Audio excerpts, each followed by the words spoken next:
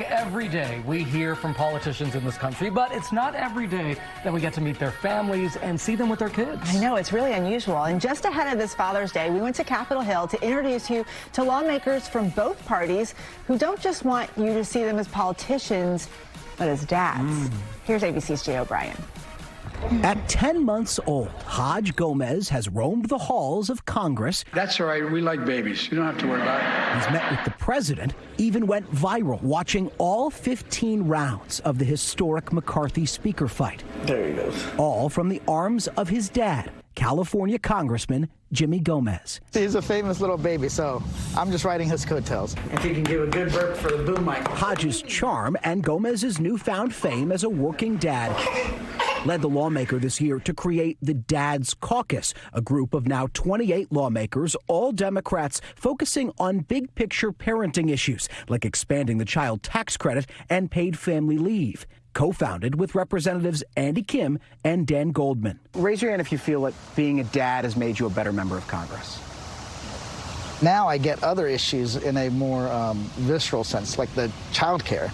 It's expensive. You can see it on paper, but when you're going through it, right, you're experiencing what other parents experience. But while they work, members of Congress are often stuck on Capitol Hill, away from their kids, sometimes nearly half of the year. Their assumption is that I'm not going to be there in some ways. And they've already grown to understand that. Yeah, they have. And what pains me about this is, like, the only reason I'm here is because I'm a dad. I have a baby, and Jackie is his name. That's the tune Colorado Senator John Hickenlooper and his wife Robin are singing too. A real live mousetronaut. At 71 years old, the senator is now a dad for the second time to newborn Jack. It provides a dramatic exclamation point for why we're all here, and that this is the future, and it's real. For advice on how to balance it all, look no further than Congressman Tom Emmer, the number 3 ranking Republican in the House.